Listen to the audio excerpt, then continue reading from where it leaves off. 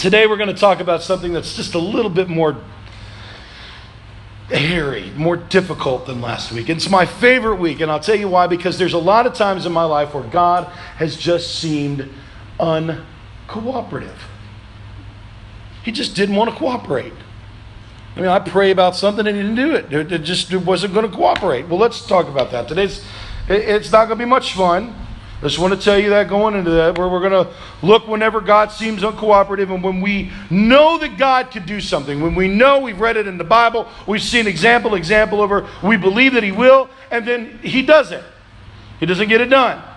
And again, I just want to say that this is really not a fun or a feel-good message, but I believe that it's going to help create a foundation for us to understand maybe a little bit better the will of God, and to kind of learn and depend on Him during those times when He seems uncooperative, all right? So what do you do when God seems uncooperative? What do you do when you're really a sincere follower of Jesus, when you believe that God can answer your prayer and God just doesn't answer your prayer? So today I want to look at the life of Apostle Paul, one specific story, and bring out 3 different thoughts about prayer, and I hope it's going to minister to you. First one is this. If you're taking notes, you got a piece of paper that Cheryl's given you. You need to write this down. Got little spaces in there. Just write that in there for you. First, we need to recognize that true prayer isn't about getting our way. You hear me? Write that down. True prayer isn't about getting our way, but often it's about surrendering our will. It's not just about getting God to do what we want. It's often surrendering our will to what God actually wants. So some people may push back on this, and they need to remember this is exactly what Jesus prayed at the garden. He said, "Father, if there be any way, would you remove this cup of suffering from me? Nevertheless, not my..." It's not too glorious in this house. "Nevertheless, not my will, but whose? Your will. Your will be done. Thy will be done." And Jesus taught us how to pray. He said, this is how you pray. "Thy will be done on earth as it is in heaven." So true prayer isn't just about getting God to do what we want. True prayer is submitting ourselves under the authority of God and allowing Him to do what He pleases, what He purposes in our hearts and our lives to do, how He guides. We want what He wants. Why? Because He is the most benevolent, because He is the most good, because He knows what's best, and He'll direct us as in that way, okay? Now the Apostle Paul is actually going to discover this. I want to tell you a little about Paul, just in case maybe you didn't grow up around church. If there's anyone who deserved an answered prayer, in my opinion, it probably is the Apostle Paul. Now, some people in this place don't like the Apostle Paul. In fact, some of you don't talk very nice about Apostle Paul, and that's okay. He's not Jesus, he's Apostle Paul, okay? But in his backstory, I don't know if you know, but Paul hated Christians. He didn't want any of them to live. He wanted them dead. Okay? Maybe you hate my guts. Listen, Paul would have hated me more than you hate me. He killed Christians. He despised me. Had this miraculous conversation where his whole life changed in 1 second from hating Christians to being one of the most effective Christians in the history of the world. Now, this guy was crazy amazing at what he did all over the world. He wrote over half the New Testament. He essentially traveled on a ship for about 20 years, taking the gospel to every part of the world he could get to. He took the gospel of Europe to Europe. This guy amazingly, freakishly bold in his faith. And he had all these visions. He raised the dead. He paid an incredible price for it too. He was stoned for his sin. And I'm not talking about recreational stoning, by the way. I know some of you were thinking, "Oh man, he got stoned. It's not that bad. He went to Colorado. He was stoned." No, man. He got stones. Hit him in the head with rocks. Okay, and then he was shipwrecked. He was snake bitten. He was beaten with rods and left for dead. We call it caning. They thought he was dead. They were like, "Yeah, that dude is dead. That guy, not just mostly dead. He is dead." Thankfully, he was mostly dead, like the Princess Bride, but he was whipped 5 different times and lashed in the back. They would actually whip a person. They would whip them 39 times, not 40. If you whipped them 40 times and they died, it would be considered murder, believe it or not. So 39 times was just enough to beat the snot out of you without killing you. So just remember that, dads. Next time you give spankings out, just saying, I'm kidding. Don't do that. Don't do that. Don't do that. Boy, I'm going to get in a lot of trouble. Don't do that. Don't do that. So you can imagine about round 1 or round 2 and your back is all scarred up and here we go again. He's put in prison over and over again. The guy endured more than you could possibly imagine for his faith. So what was his reward, okay? If you're doing things for a reward and you're looking at things like, all right, I'm enduring things, I'm suffering for Jesus, I'm living this life and it's glorious and I've been shipwrecked, I've been snake bitten, I've been stoned, I've been put in jail, wrongfully put in jail, I've delivered demons from somebody, they put me in jail. I mean, the girl's a lot better now and I'm in jail for it. I've been stoned, I've been caned, I've been whipped 39 times, not 40, but 39 times. So what's my reward? You've done all this. I'm going to make sure your later years are better than your former years because that's how good a God I am, right? That's what he says, right? I'm going to make sure you're happy, right? Because you've done all this stuff, you're guaranteed to be a lot better, right? You're like, I don't know, maybe, no. 2 Corinthians chapter 12, verse 7 shows very, very challenging portion of Scripture. Let's look at it. 2 Corinthians chapter 12, verse 7. Paul's talking and he says this. He says, therefore, in order to keep me from becoming conceited. Everybody say conceited. What does conceited mean? Thinking too much of himself. You're like, well, he's an apostle. That's right, he is. And he had a tendency to get a little prideful is what he's saying. And so, therefore, in order to keep me from becoming conceited, I was given a what? Thorn in my flesh. A messenger of who? Satan to torment me. Now, before we go on, men, this is not a wife. He's not married. Women, this is not a husband. He's not married. Okay? Some of you are looking at your neighbor and say, see? Told you were a thorn in my butt. Okay, that's what so, that's not what he's saying. Now, that's a challenging text. Satan brings something into this guy's life. God does what? He allows it. God not only allows it, but he what? He uses it. God uses it to keep him from being what? Conceited. Everybody say conceited one more time. And he has this thorn in his flesh. Now what is it? What is it really? Because if you do some study, and there's some people that say it's a person. Some people think it's Bartholomew. What? Somebody says it's sickness. Somebody says it's scales falling from his eyes. Some people think it's his dad. Some people thought it was his past. Some people thought it was afflictions. Who knows? We don't know. In fact, there's theologians all over the place. Theologians everywhere trying to figure out what this thorn is. Nobody knows. And let me tell you, it's none of your business. You don't need to know. All you know is it was a messenger of Satan and he was tired of it. He was done with it. He wanted it gone. What's interesting is the Greek word translated as thorn can also mean like a stake. You know, like the word scallops. And whenever they would actually kill a person by running a stake through the body, that's the word they would use. So this thorn could also mean like this big plank of wood piercing this guy, okay? Whatever it is, it's agonizing. He says it's tormenting me. It's vexing me. So people wonder what it was. We don't know, but like I said, people tend to guess. Some people say ailment. Some people say a speech impediment. Some people would argue it was actually bad eyesight because one of the Ephesians, he talks about he has to look at big letters, okay, in order to be able to read. He says, notice I'm writing with really large letters. Whatever it is, we don't know. But it says, this was given to me. God allowed it. It tormented me. But God used it to keep me from being conceited. Now, some of you today, many of you right now, you have some thorn in your life. Some issue, some challenge. Some of you might say, my thorn is a person. If you're sitting next to them, do not look at them. That would be rude.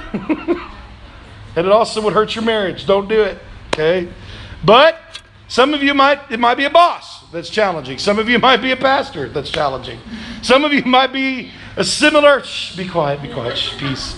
Some of you might be a similar health issue that you prayed and prayed and prayed and believed that God would take it away, but it hasn't gone away. It could be depression. You could be trying all sorts of different things and you're still fighting depression. It could be sleep issue. It could be that you're just praying that God would change some circumstance. God, give me reliable transportation so I can get to work, so I can get to church. Whatever it is, you look at it all and you say, God, would you please change this? And I want you to pray that right now. Just say, God, would you please change this?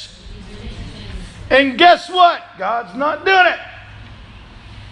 We need to remember that prayer isn't just about getting our way, but sometimes it's about surrendering our will and saying, God, even though I really wish you would do this, and you're not, I'm choosing to trust you in the middle of the situation. I told you this wasn't fun, but it's truth. Trust you in the middle. The second thing I want to point out, and this is a thought that really ministers to me. I hope it does to you. I love this part. Prayer reminds us that we're not in control.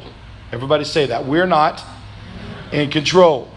And it keeps us close to the one who is. Prayer reminds us, hey, I'm not the Lord of my life. I've given that away. Prayer reminds me that I can't control all the situations. Prayer reminds me I'm not in control, and it keeps me close to the one who is. And this Lord actually did this for the Apostle Paul. 2 Corinthians chapter 8 says this, 3 times I did what? I pleaded.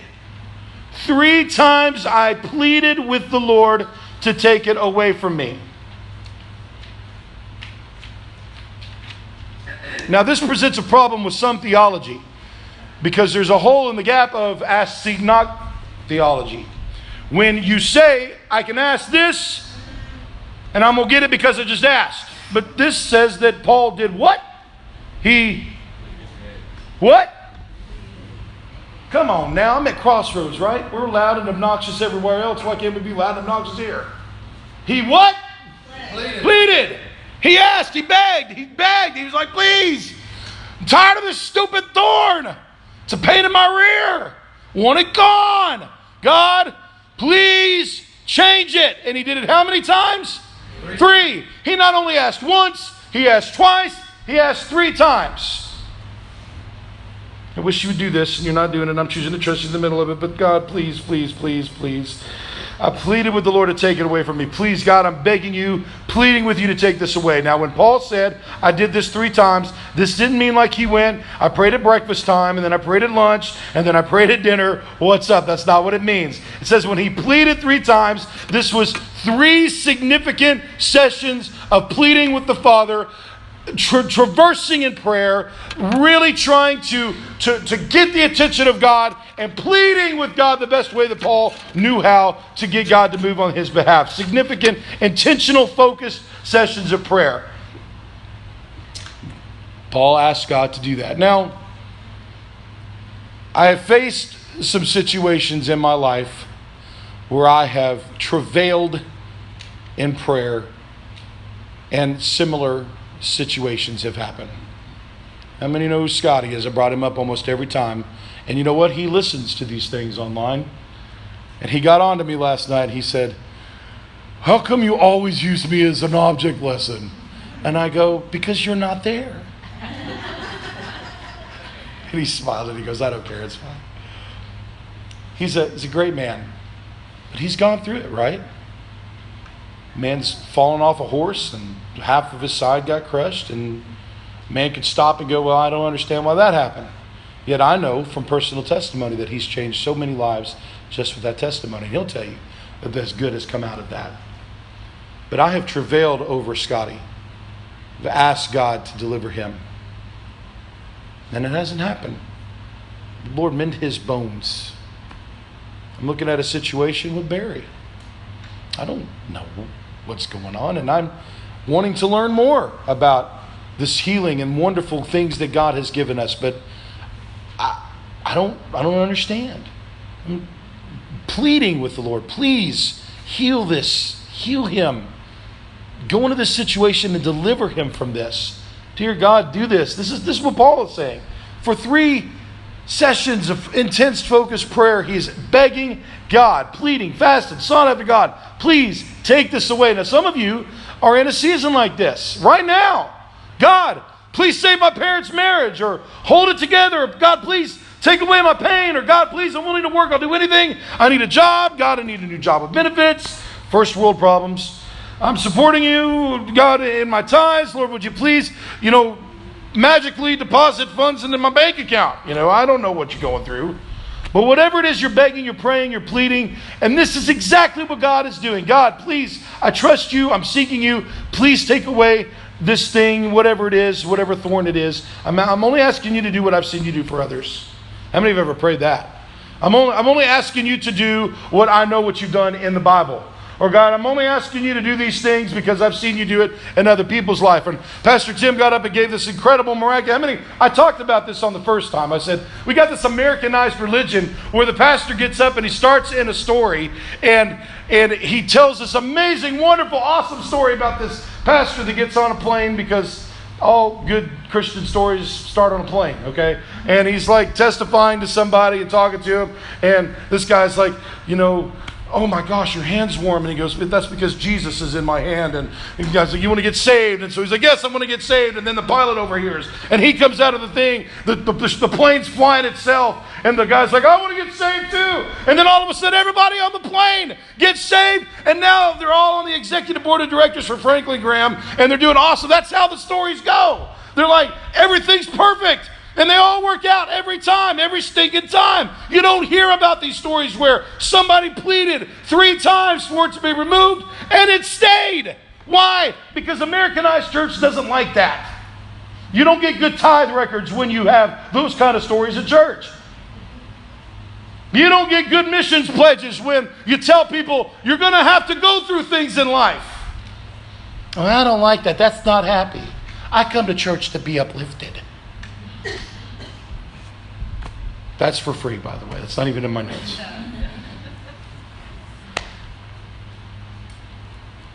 God, I'm just asking you to do what I've seen you do for others. I've seen you do this, God, okay?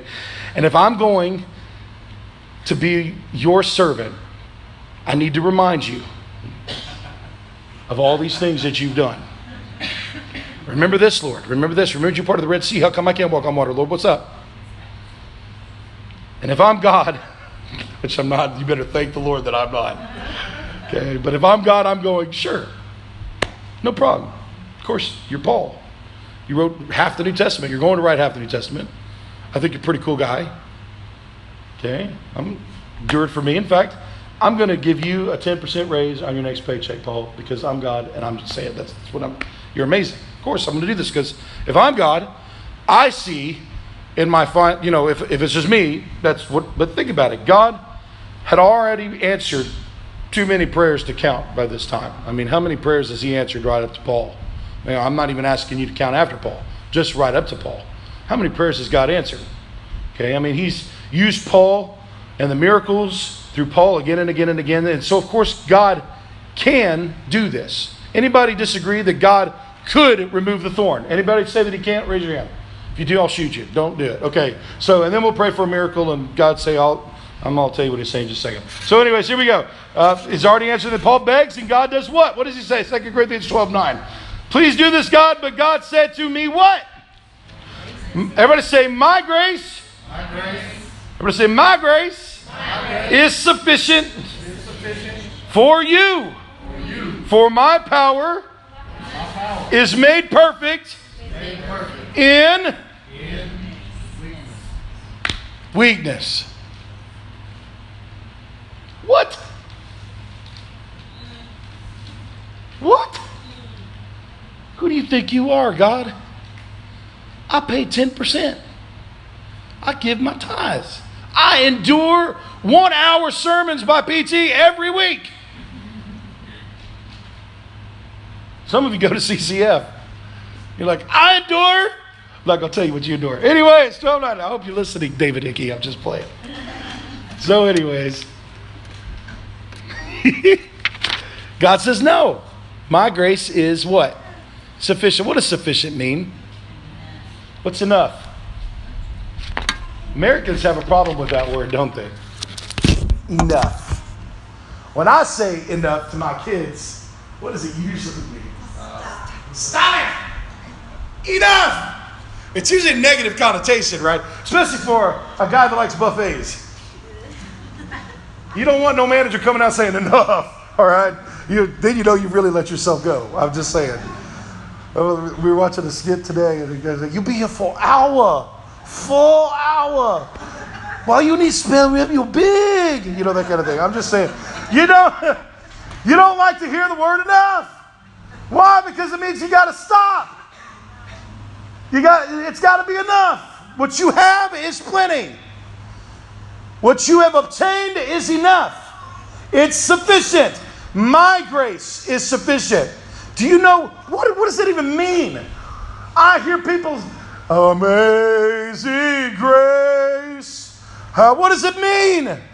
What does grace even mean? You think about it. We talk about it all the time. But do we really understand what it means? In fact, the word that's translated as grace here is, put this in your notes, the Greek word called charis. C-H-A-R-I-S. Charis. Everybody say charis. All right? And it's used 155 times in the New Testament. Because the New Testament's written in Greek. I can't even tell you how many times it's written in the Hebrew. Okay?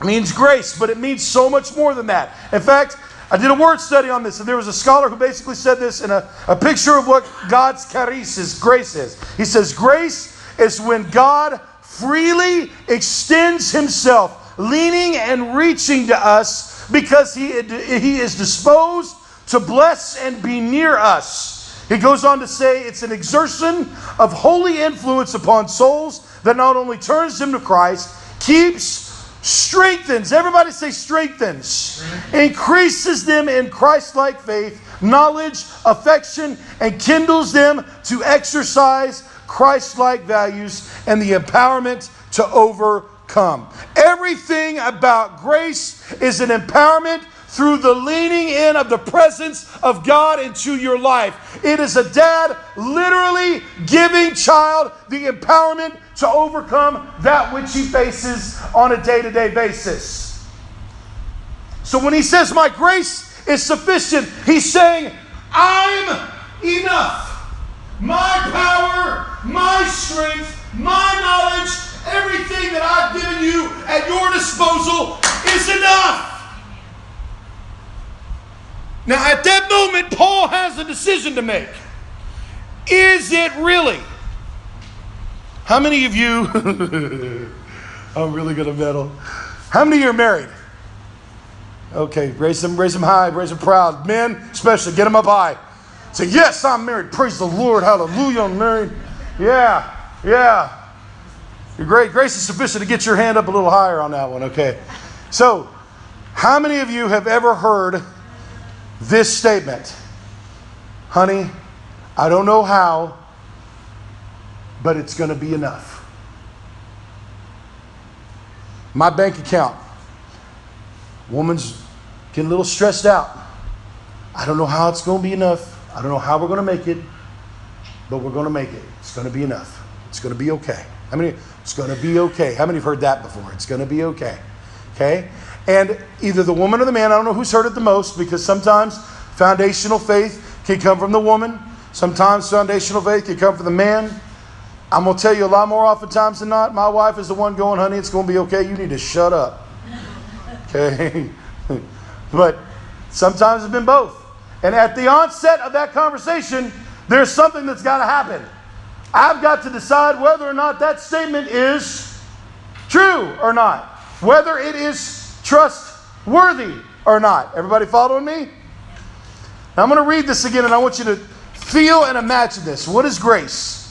Grace is when God freely extends himself, leaning and reaching into us because he is disposed to bless and be near us. It's empowerment to overcome because of his presence. Unmerited favor from the Lord. Isn't that incredible? So here's what happens. We tend to say this: God, this is what I need. This is what I want. And if you'll do this, then I'll have what I need. That's how we think, isn't it? When I pray, in fact, 95%, that's not Barna, that's not any research group. I'm just guessing and throwing out some really cool statistic just so you think I did some kind of study. But I really didn't. I'm just guessing that 95% of us, when we go to pray, we do the majority of the talking. God, I need this and I need this, and God, if you'll heal this person and this person, and God, work it out this way, blah, blah, blah, blah, blah, blah, blah. And we go on for an hour telling God what we need, like a Whataburger drive-through. God, I need a double Whataburger with cheese, single cheese only, double bacon on both patties, and I mean pile the bacon up. And Lord, give me large fries, large Coke. This is what I need, blah, blah, blah. Work it out exactly this way. If you give me what I need, then I'll have what I want. That's how we operate with God. But see, that's not what happens. God sometimes goes, He listens to that and He goes, yeah, I get it. That's what you think. But no. I oftentimes ask parents when they have problems with difficulties with the kids, they want to know some answers. They go, Tim, what do you think? And I say, this is what I think. Parents, if your child comes to you and asks you to stay up all night, eat gummy bears all night long, playing video games that are rated M, and watching horror flicks all night long, what would you say? Moms are going, no. Dads are like, okay, yeah, that's cool. No, right? No. Everybody say no. Yes, a resounding no. Why? What'd you say? Because it would be what? Stupid. Okay, that's good. Why would we say no? Come on, moms. Why would we say no? What'd you say? It's not good for you. Why are we... I just got to preach this because it's good stuff. Think about it for a second. Why would God say no? How many remember that the first week I put up the FedEx on the thing? And I said, how many of you can see what I see in this thing? And most of you looking around, it's the FedEx logo. I said, how many can see the arrow? And all of you are going, there's an arrow at FedEx. I can't see it. And then all of a sudden we pointed out and you're like, oh, I get it. God's vision is that like the person that already knew the arrow was there.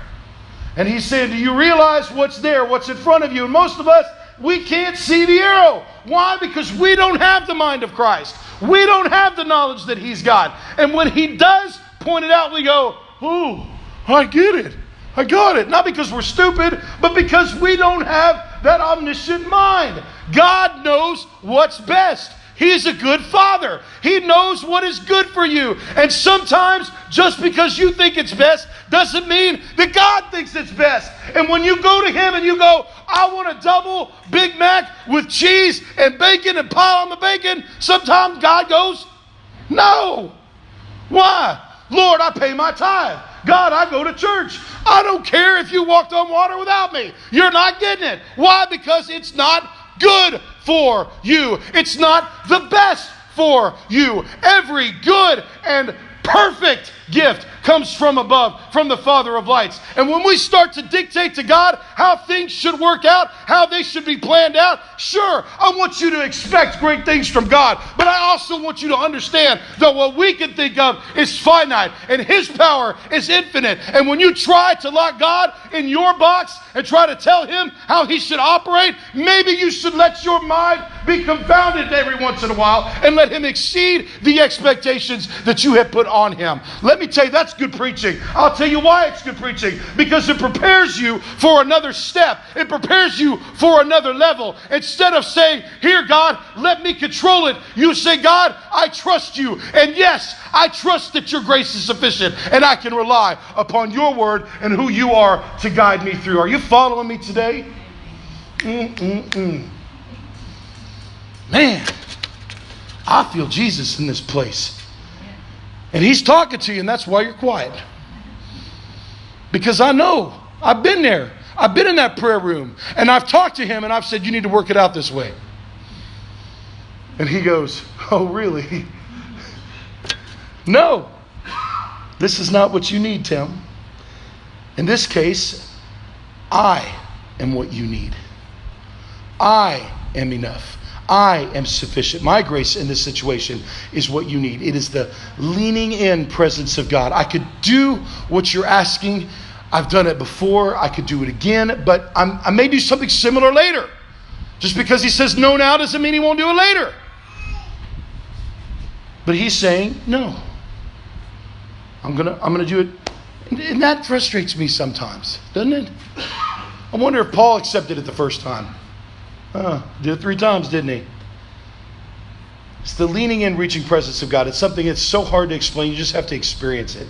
It's God's grace. How do you just make it through this? How do you just with as frustrating as it's got to be to hear that no. And some of us are like petulant children. We really are. We sit there and we argue and we fuss and we tell God how angry we are that it's not happening. And He's like, listen, if you'll just trust me, you're going to see later on down the road why I said no. Well, God, I don't understand.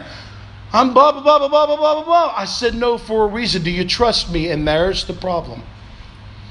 We've got to decide whether His word, His strength, His grace, His mercy, His love is enough. I'll explain this way.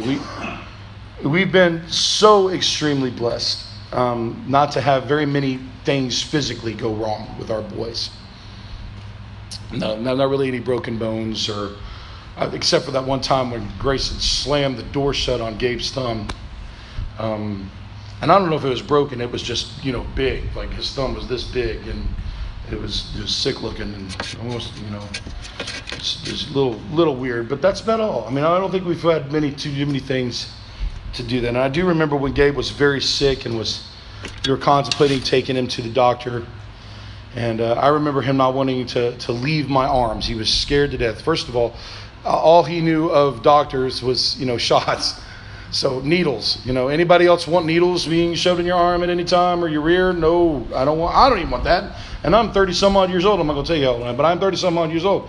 And so this kid he's wailing, he's weeping, and he's not wanting to leave my arms. And he was just kind of wanting to sleep there until in fact, I would try to put him down and he'd, grab hold and hold on a little harder. And I knew what was good for him. I knew that he needed what the doctor could provide. I knew that it would just be a matter of time before they could tell me what was going on with him, why he was running the high fevers. And that just enduring a little bit of that was going to get him out of that hospital and back into bed and back into home and comfort again. But he had to endure that. But man, it was tough. As he's sitting there grabbing a hold of me and holding on, and I didn't want to let go. I wanted to protect him. I wanted him to experience that safety. But at the same time, I wanted him to get better. So do you know what I did? I laid down on the bed and I held him in the bed. And as I sat there and held him, he fell asleep in my arms. When that doctor came in and told us what we needed to do, he never left my arms. I held him. I put his arm out for them to put whatever they needed to put into him, whatever was drawing blood or whatever, and he squirmed and fussed a little bit, but I still held him. I never left him. And every now and again I'd lean in and I'd go, it's going to be okay. I love you, son. To this day, when they're sick, you ask them. Now, I have to make a deal with them. Every time I use them in an object lesson, I have to pay them $5. So I'm gonna go ahead and pay up, Gabriel. It's not fair that I keep doing this to them, but it's such a great lesson. God's grace is like that. He doesn't want to let you go. He's not trying to get rid of you or pawn you off. He doesn't enjoy you going through pain or heartache. He's not up there laughing as you're getting stretched, and he's like a dad. He wants to lay there with you and say, I love you. And if you know this is going to be okay, you have to endure this for just a second. But I promise you, if you hold on, you trust me, you're going to come out and you're going to be comfortable and you're going to feel my presence and you're going to know that it's going to be okay. And the next time you face something like this, you won't be as scared. That's how it's like. And we need to recognize, first of all, that prayer isn't about us, not about getting our way. It's sometimes surrendering our will to God. What we have to know is that God doesn't exist to serve us. Do you recognize that? God's not here to serve us. We are here to serve Him. We glorify Him. And sometimes the Americanized Western version of Christianity kind of gets it mixed up. If God doesn't do this for me, I'm out. Well, who do you think you are? When did you become God? We're here to serve Him. We're here to glorify Him. In prayer, it reminds us that we are not in control. It keeps us close to the one who is, pressing in season after season. God, I'm seeking you. I'm seeking you. I'm believing. I'm trusting you. Even if you don't do this. Kind of like Shadrach, Meshach, and Abednego. Even if you don't deliver us from the fire, God, still you are my God, and I will trust you. Third thing, last thing, if you're taking notes, it's that prayer isn't just asking, but it's trusting. It's not just asking, it's trusting. It's not just asking for what you want, but it's trusting that God knows what's best. And I do want to say, prayer is asking all day long. If you've come to me and you say, I got cancer, listen to me. We're going to pray and believe in the name of Jesus that cancer is already defeated. Listen, I want you to understand that it is absolutely asking. And we believe that the name of Jesus is bigger and better than any other name. We believe that God heals. We believe that God provides. We believe that God does miracles. Don't you ever think for a minute, oh, all this, God, your will be done, blah, blah, blah. No, we ask and we trust at the same time. Do you understand that? We ask and we trust at the same time. James says, so we're going to ask. We're going to believe for miracles, and we're going to see miracles, but there are going to be times when God says no. And this is the case. No, it's not just asking, it's trusting. This is what Paul ended up having to do. And here he is years later, and he's looking back on this thorn that he most still likely has, and suddenly he has a very different perspective on it. Okay? He's saying, the thing that just tormented me, the thing that vexed me the most, God actually used.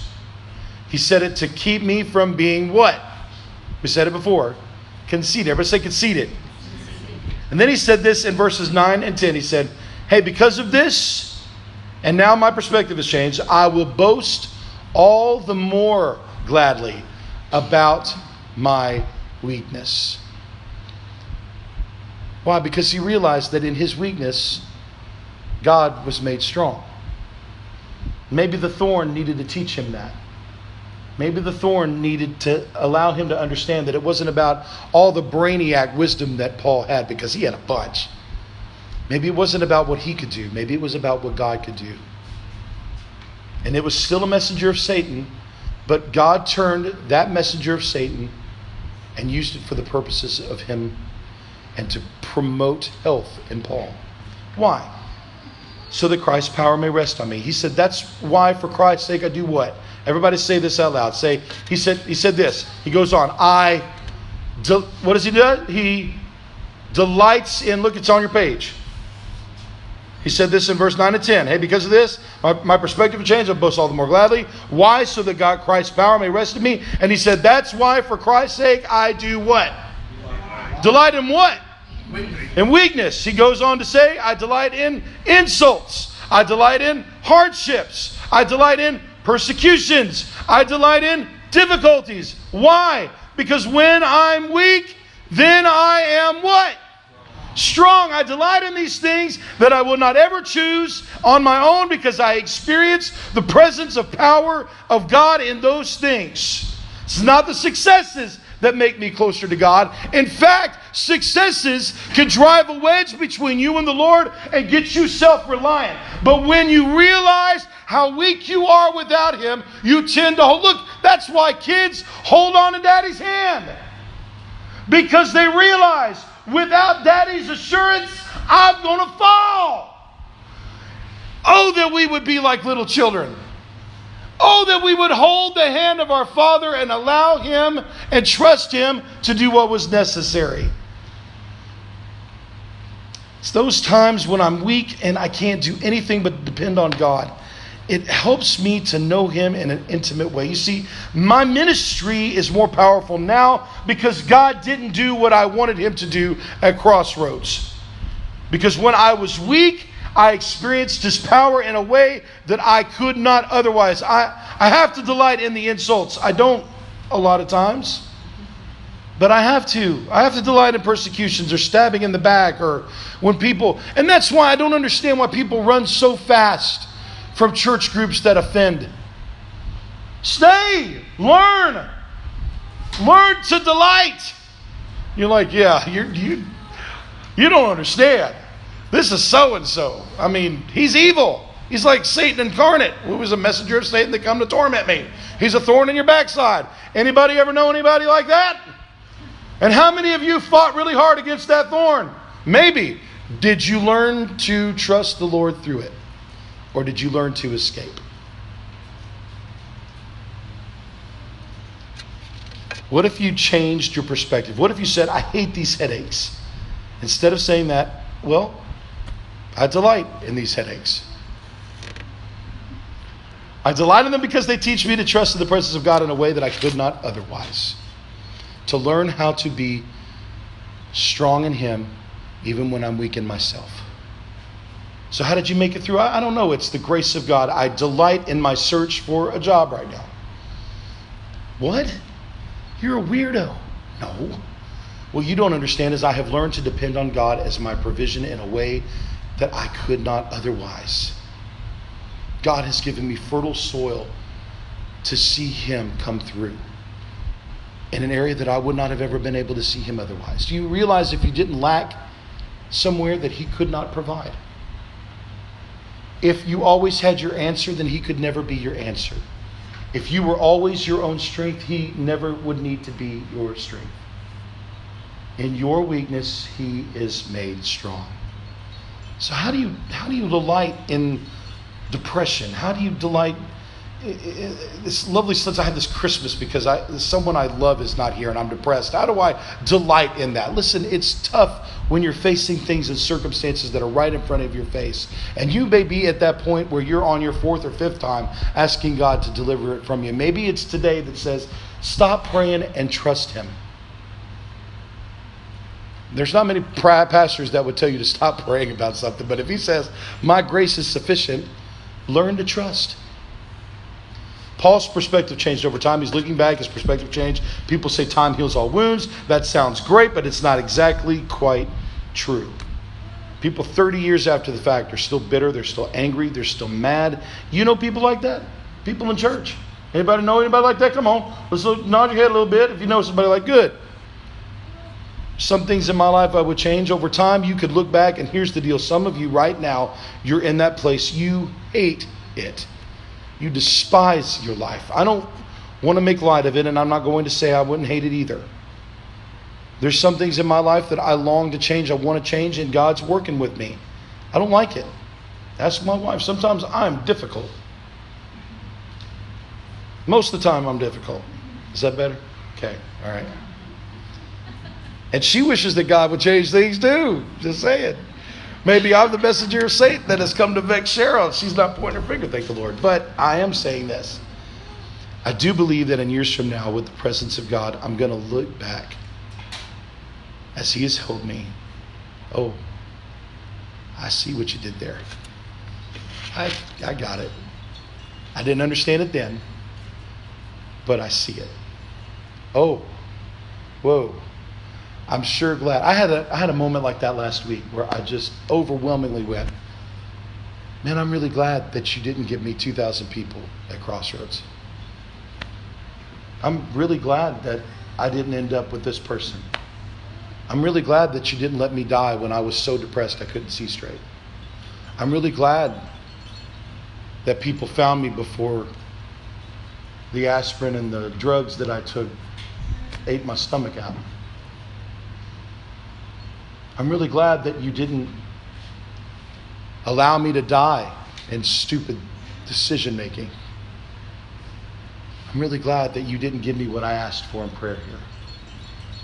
I don't know what it is right now, and I don't want to play it down, because what you're going through might be equally or more painful than what any family ever has endured. But what I do know is no matter how bad this moment is, God is so good, and He's even better over time. He's like a bottle of fine wine, man. So we continue asking. We're always going to believe for miracles, but not only are we going to ask, we're going to trust, because prayer isn't just getting God to do what we want. Prayer is surrendering ourselves to the Lord. Your will be done. And we're going to keep praying. And anytime there's something difficult that we don't understand, we're going to remember that prayer reminds us that we're not in control. It keeps us to the one who is in control. And whatever that thorn is, because we all have the version of a thorn in our lives at one point or another, my prayer is that years from now you'll look back, wow, I didn't like it then, I didn't understand it then, God did use it. Because even when life doesn't feel good, our God is still good. He's always good. And he can't be anything but good. We serve and worship a good dad. My question is, do you trust him? And that's the question that you got to ask. Anytime that you think about prayer and where you're taking this next step in your life. And I don't know if it's here. I don't know if it's in someplace else. If it's in Timbuktu, YWAM, wherever you're going in your life. Maybe you've been in the same place for years and you're just as tired of the moment now as you have been for years. I don't know. I want you to know that there's nothing wrong with asking the Lord. Nothing wrong with praying to the Lord and asking him to do things. But I am telling you that when God gives an answer of no, or God says not right now, or if he seems uncooperative, and maybe you're at that place where you're going, God, with gritted teeth, you're not listening. You don't hear me.